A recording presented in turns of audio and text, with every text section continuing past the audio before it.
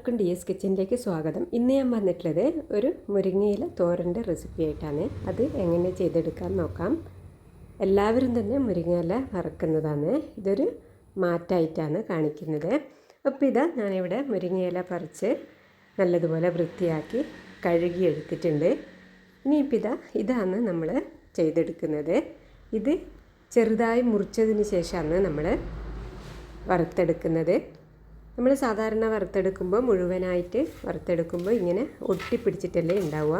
ഇതുപോലെ വറുത്തെടുത്താൽ എല്ലാം വേറെ വേറെ തന്നെ കിട്ടും. അപ്പോൾ ഇതുപോലെ കത്തി കൊണ്ട് നമുക്കിതുപോലെ ചെറുതായി മുറിച്ചെടുക്കാം.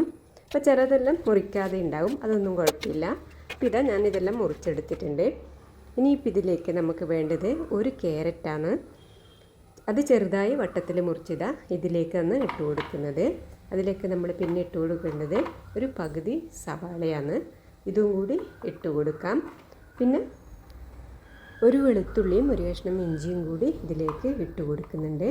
ഇതിൻ്റെ കൂടെ തന്നെ നമ്മൾ ഒരു തണ്ട് കറിവേപ്പിലയും കൂടി ഇട്ട് കൊടുത്ത് ഒന്ന് ചെറുതായി നുറുക്കിയെടുക്കാം.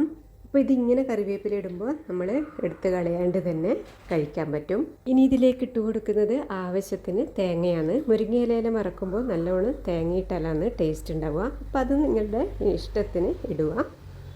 അപ്പോൾ ഇതും കൂടി ഇട്ട് കൊടുത്തതിന് ശേഷം ഇതൊന്ന് ക്രഷ് ചെയ്തെടുക്കാം. എല്ലാം ചെറിയ ചെറിയ പീസായി കിട്ടും.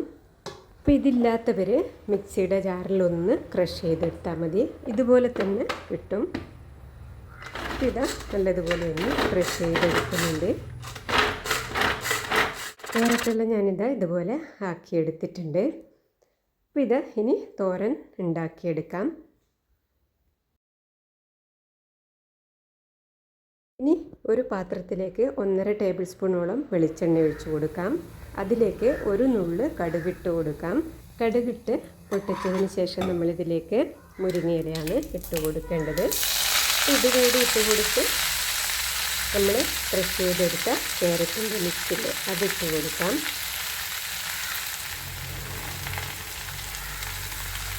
ഇനി ഇതിലേക്ക് ഒരു 1/4 ടീസ്പൂൺ ജീരകം പൊടിച്ചതാണ് ഇട്ട് കൊടുക്കുന്നത്. പാകത്തിന് ഉപ്പും കൂടി ഇട്ട് കൊടുത്തതിന് ശേഷം എല്ലാം കൂടി നന്നായി ഒന്ന് മിക്സ് ചെയ്തെടുക്കണം. അപ്പോൾ നമ്മൾ ഇതിലേക്ക് വറ്റൽമുളക് ക്രഷ് ചെയ്ത് ഇട്ട് കൊടുക്കുന്നുണ്ട്. അത് ആദ്യം വെളിച്ചെണ്ണയിൽ ഇട്ട് കൊടുക്കേണ്ടതാണ്. അപ്പോൾ ഞാനിതിൽ ആദ്യം ഇടാൻ മറന്നുപോയതാണ്. നിങ്ങൾ ചെയ്യുമ്പോൾ വെളിച്ചെണ്ണയിലേക്ക് ഇട്ട് കൊടുത്താൽ മതി. ഞാൻ ഈ സമയത്ത് ഇട്ട് കൊടുക്കുന്നുണ്ട്. ഇത് നല്ലതുപോലെ എല്ലാം കൂടി മിക്സ് ചെയ്യാം. ഇത് അടച്ച് വെക്കാതെ തന്നെ വേവിച്ചെടുക്കണം. 3 പ്രാവശ്യം ഇളക്കി അടച്ച് വരുമ്പോഴേക്കും തോരൻ റെഡിയാവും. അപ്പോൾ നമ്മൾ തോരൻ ഇവിടെ റെഡിയായിട്ടുണ്ട്.